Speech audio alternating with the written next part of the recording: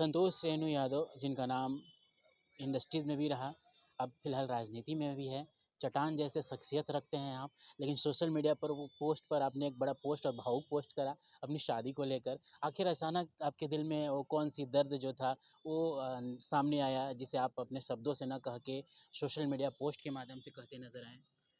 नहीं, मेरी ज़िंदगी में अभी कुछ ऐसे अभी नहीं बल्कि पिछले 28 साल से हुँ, ऐसे लम्हे गुज़रते हैं मैं जिसका सामना करता हूँ, हुँ, जहाँ पे हम समझ भी नहीं पाए थे कि ज़िंदगी है क्या? हुँ, हमारी जन्म 19 फरवरी 1990 को हुई हुँ, और 14 जुलाई 1997 को हमारी शादी कर दी गई मात्र 7 साल की साथ उम्र में। में। शादी कर दी गई उसके बाद मतलब फिर 21 अप्रैल 21 अप्रैल या 12 अप्रैल था हुँ, 2005 को हुँ, मात्र 15 साल की उम्र में मेरी गौना हुई, हुँ, जब मैं मात्र मैट्रिक पास किया जी, था। उसके बाद फिर 2007 में हुँ, मेरी वाइफ़ एक्सपायर की, हुँ, 27 मई 2007 को, हुँ, जब मैं मात्र 17 साल 3 महीना 8 दिन का था। जी, इतनी ट्रेजेडी झेलने के बाद मेरे ऊपर दहेज हत्या का केस हुआ हुँ, और वो केस मतलब हम क्या किए भाई, मेरे गुनाह क्या है? हुँ, मतलब हम ये समझ नहीं पाते, तो वही हमको ऐसा लग रहा था कि मतलब ये बहुत गलत चीज़ है, बाल विवाह मतलब बहुत गलत है। ये जो सपने जो होते हैं, कोमल सपने, उनको ये तोड़ कर के रख देता है बाल विवाह। जी, तो आज मैं जो कुछ झेल रहा हुँ, हूँ, मैं नहीं चाहता हूँ कि कोई भी वो 7 साल का बच्चा, 5 साल का बच्चा झेले। जी, 17 साल में मतलब एक जीवन का बहुत बड़ा पार्ट मेरा अर्धांगिनी हुँ, हुँ, आधे अंग ही नहीं बल्कि आधे जीवन की मालिक होती है बिल्कुल, और उनके बिना हम संपूर्ण जीवन की कल्पना ही नहीं कर सकते। हुँ, आप ये बताइए कि वो सब कुछ मतलब कहाँ से कहाँ बिखर गया। 17 साल 3 महीने में मात्र हुँ, हुँ, हम अपनी अर्धांगिनी को खो दिए। बिल्कुल। तो बहुत सारी चीज़ें हैं वो, इसीलिए मैंने वो उस पोस्ट के ज़रिए आपने जो दर्द साझा किया, ये भी कहा कि पल-पल, हर पल मैं घुटता रहता हूँ, कभी मौत और ज़िंदगी के बीच रहता हूँ। तो ऐसी क्या वजह रही कि वो आपको उस तरह उस ओर गुज़रते चले गए, लेकिन अभी भी आप एक मज़बूत शख्सियत की तरह खड़े हैं और जो लाखों लोग आपको देखते हैं, आपसे प्रेरणा लेते हैं, सीख लेते हैं, तो उनके लिए क्या मैसेज रहेगा?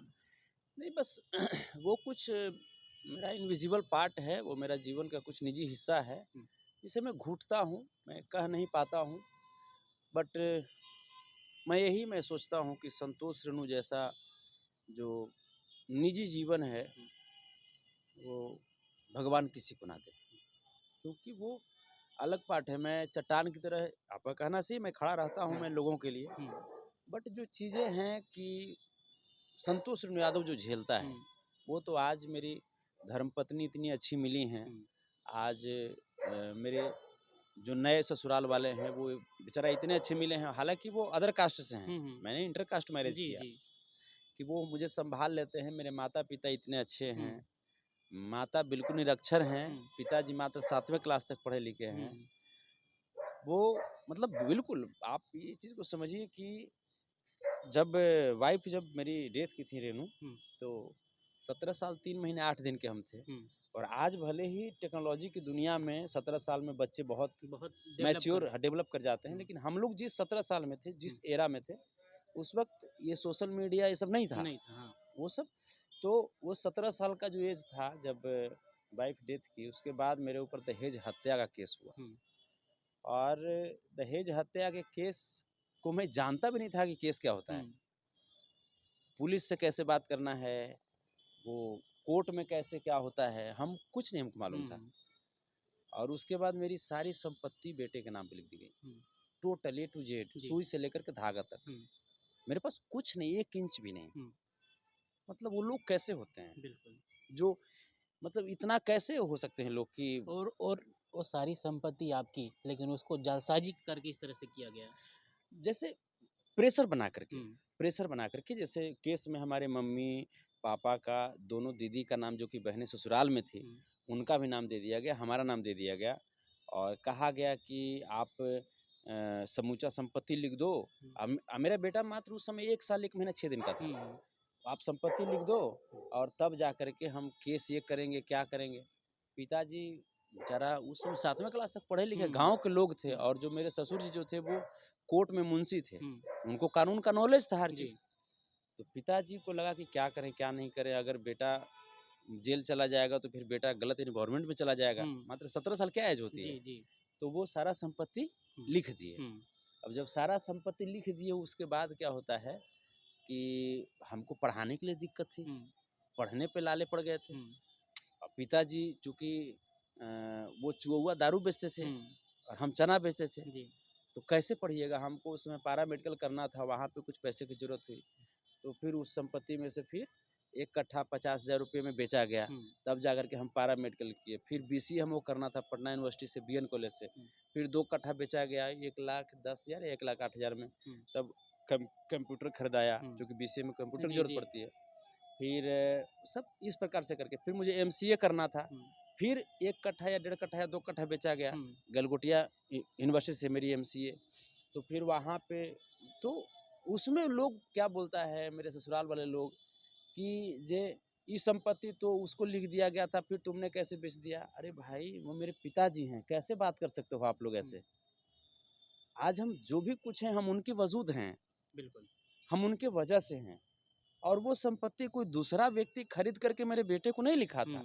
हमारे ससुर जी अपने नाती को नहीं लिखने गए थे, हुँ, हमारे पिताजी लिखे थे। बिल्कुल, तो पिताजी को इतना अधिकार नहीं है उनके संपत्ति पे कि उस संपत्ति को बेच करके अपने बच्चों को पढ़ा सकें? बिल्कुल, क्या उन्होंने पाप कर दिया? नहीं किया, और उसके बाद अभी जो हम चूँकि जेल चले गए थे, हुँ, तो जेल चले गए थे, छपरा जेल 10 महीने जी, हम जी, रहे। जी, तो हम जब निकले जेल से, तो हमको पता चला कि हमारे ससुर जी साला लोग मिल कर के हुँ, और हम एक रेस्टोरेंट बना रहे हैं, हुँ, उस हुँ, रेस्टोरेंट को ही सेल आउट करने के प्लान में लग गए। हुँ, जबकि वो हमारे घर के बिल्कुल सामने है, जी, जैसे एनएच पे है। हुँ, पिताजी की एक सपना था हुँ, कि हाँ, इस पे एक अच्छा-सा यहाँ पे कुर्सी वगैरह लगा के बैठेंगे। हुँ, एक होता है ना, बिल्कुल, बिल्कुल, बुजुर्ग अवस्था में सबको सपना होता है। बिल्कुल, तो हम जैसे उसको किए सारा चीज़, वो सेल आउट करने का प्लान कर लिया। बेटा से पूछे कि बेटा क्यों कर रहे हो? हुँ, तो नहीं, हमको यहाँ पे नहीं रहना है। हम कहे क्यों नहीं रहना है? हुँ, और ये तुमको बेचने की क्या ज़रूरत है? हुँ, तो कहा हमको बिज़नेस करना है। हुँ, हम कहे ये कौन-सी बात हुई यार? हुँ,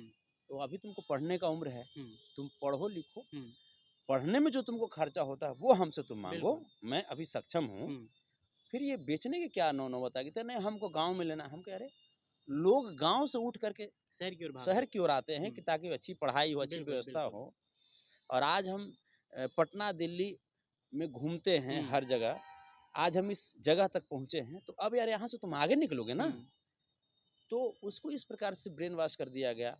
वो बहुत बहुत सारी चीज़ें, कुछ ऐसे पार्ट्स हैं जिसको मैं नहीं बता सकता। इसलिए वो आकर आपने सोशल मीडिया पर चीज़ें डाली। हाँ, और फाइनली मतलब मेरे परिवार को बहुत टॉर्चर किया जा रहा है। हुँ, बहुत टॉर्चर, मेरे मेरे माँ-बाप को, मेरी पत्नी को, मेरी नन्ही-सी बेटी है, हुँ, 4.5 साल की बेटी है। मैं अभी दिल्ली में गया हुआ हुँ, था, आप सबको पता था कि मैं जी, वहीं शिफ्ट कर गया था। हुँ, बट ऐसा कुछ टॉर्चर किया गया कि मुझे फिर वापस दिल्ली से मुझे पटना आना पड़ गया। हुँ, मैं अपनी बेटी को सुबह-सुबह स्कूल का एडमिशन फॉर्म लेने के लिए जा रहा था, तब तक घर से फ़ोन आया हुँ, कि उस समय 2007 के केस का कोई नोटिस आया। हुँ, जबकि उस समय पुलिस प्रशासन ने भी, मेरे पास तमाम वो एविडेंस हैं, जी, पुलिस प्रशासन ने भी केस को एसपी साहब और तमाम जो प्रशासनिक जो व्यवस्था हुँ, होती हैं, केस को फाइनल कर दिए थे। जी, पहले ये लोग केस किए क्या कि हमारी बेटी को मार करके गाँव में ही जला दिया। हुँ, जबकि मैं आपको फ़ोटो दे दूँगा पत्रकार हुँ, महोदय, उस अंतिम संस्कार में मेरा नदौल घर हुआ, नदौल से फतुहा अंतिम संस्कार हुआ था। हुँ,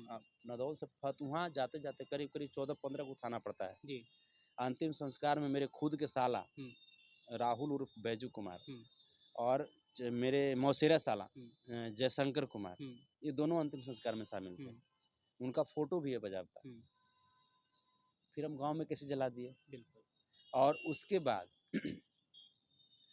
उसके बाद फिर ये कंप्रोमाइज़ लगाते हैं। हुँ, उसमें लिखते हैं कि नहीं जे हम भूलवश में ऐसा कर दिए थे। हुँ, तो यार कितना भूल करोगे आप? इंसानियत को कब समझोगे?